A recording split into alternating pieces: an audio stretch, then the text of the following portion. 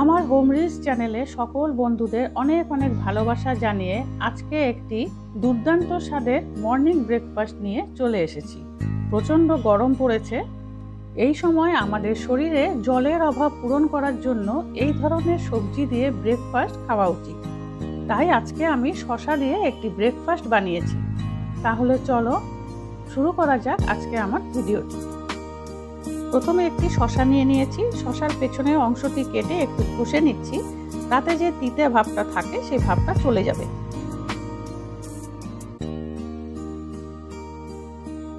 এবার পিলার দিয়ে সমস্ত স্কিনটা ভালো করে ছুলে নিচ্ছি।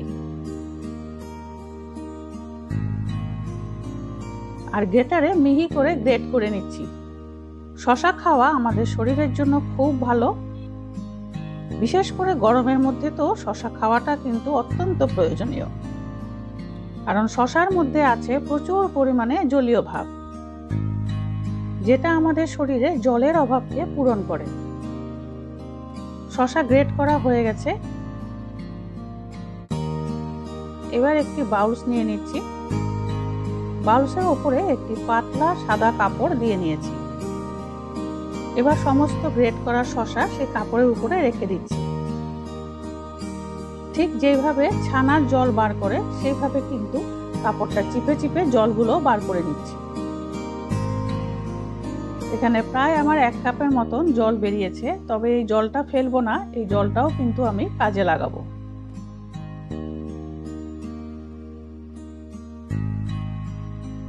গ্রেট করা শসাগুলো এক সাইডে রেখে দিচ্ছি।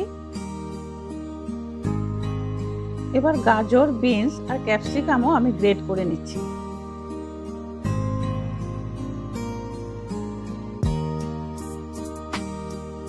এবার গ্যাসে বসিয়ে দিয়েছি একটি কড়াই, দিয়ে দিয়েছি 3 টেবিল স্পুন রিফাইন অয়েল। ফোড়নে দিয়ে দিচ্ছি 1/2 স্পুন জিরে, 1/2 স্পুন আজওয়াইন। জিরে আর আজওয়াইনটা একটু শ্যালো ফ্রাই করে নিয়ে দিয়ে দিয়েছি 1/2 স্পুন হিং। হিংও কিন্তু আমাদের শরীরের জন্য খুব উপকারী, হজম করতে সাহায্য করে আর পেটকেও ঠান্ডা রাখে। প্রথমে দিয়ে দিচ্ছি গাজর কুচি, এক এক করে বিনস কুচি আর ক্যাপসিকাম কুচিও দিয়ে দিচ্ছি। এবার দিয়ে দিচ্ছি গ্রেট করা শসা আর খুব ভালো করে মিশিয়ে নিচ্ছি। 1/2 স্পুন নুন দিয়ে দিয়েছি। ভালো করে মিশিয়ে নিয়েছি যাতে নুনটা সমস্ত সবজির সাথে ভালো করে মিশে যায়। 2 মিনিটের জন্য লিড লাগিয়ে দিচ্ছি, তাতে সমস্ত সবজিগুলো খুব সফট হয়ে যাবে। 2 মিনিট পরে লিড উঠিয়ে দিয়ে দিচ্ছি কাঁচা লঙ্কা কুচি, আবারও একটু ভালো করে মিশিয়ে নিচ্ছি। এবার 1/2 স্পুন হলুদের গুঁড়ো দিয়ে দিয়েছি আর দিয়ে দিয়েছি 1.5 স্পুন পাও ভাজি মশলা। এখানে আমি অন্য কোনো আর মশলা ইউজ করিনি। এবার অনবরত নাড়াচাড়া করতে করতে মিশিয়ে নিয়েছি আর সবজিগুলো বেশ অনেকটা কিন্তু সফট হয়ে গেছে। বাইন্ডিং এর জন্য দিয়ে দিচ্ছি 3 চামচ বেসন। যেহেতু শসা আছে সেই জন্য কোনোভাবেই যাতে জল না বেরোয়, সেই জন্য বাইন্ডিংটা বেসন দিয়ে করেছি। এখানে একটি ছোট্ট টিপস দিচ্ছি, যখনই কোনো জলীয় জাতীয় সবজি আমরা রান্না করব তখন বাইন্ডিংয়ের জন্য কিন্তু একটু বেসন ইউজ করতে হবে। নিয়ে নিচ্ছি একটি বাউলসের মধ্যে 2 কাপ আটা, 1/2 স্পুন নুন দিয়ে নিয়েছি আর 3 চামচ দিয়ে নিয়েছি রিফাইন অয়েল। প্রথমে শুকনো উপকরণগুলো বেশ ভালো করে মিশিয়ে নিচ্ছি। তারপরে এই যে শসার জল, যেটা আমি শসা চিপে যে জলটা রেখেছিলাম, সেই জলটা দিয়ে অল্প অল্প করে আটাটা মেখে নিচ্ছি।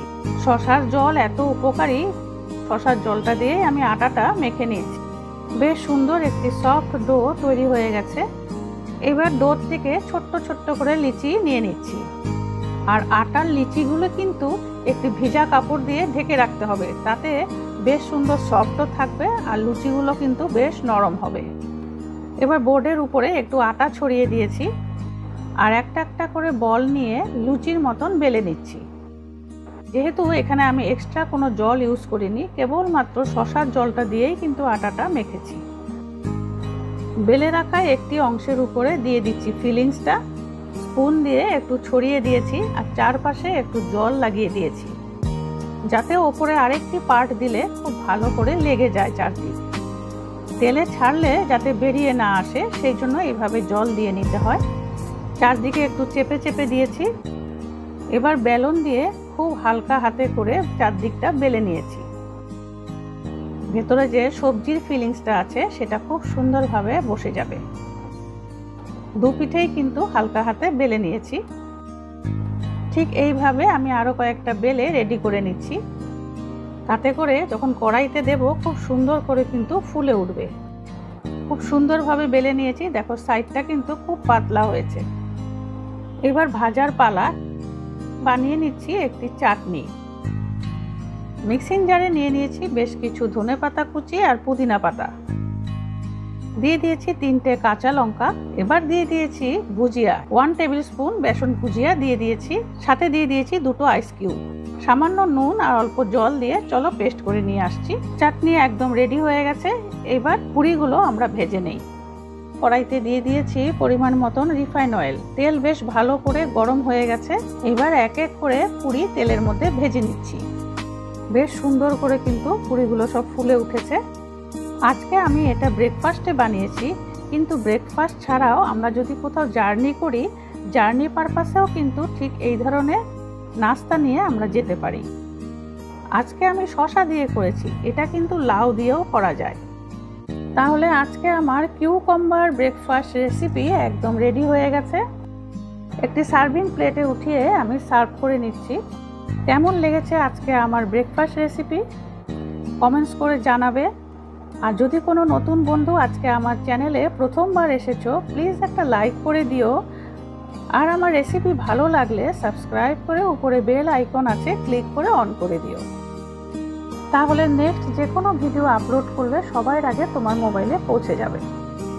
আজকের মতো আসি, আবার দেখা হচ্ছে নেক্সট একটি রেসিপি ভিডিওর সাথে।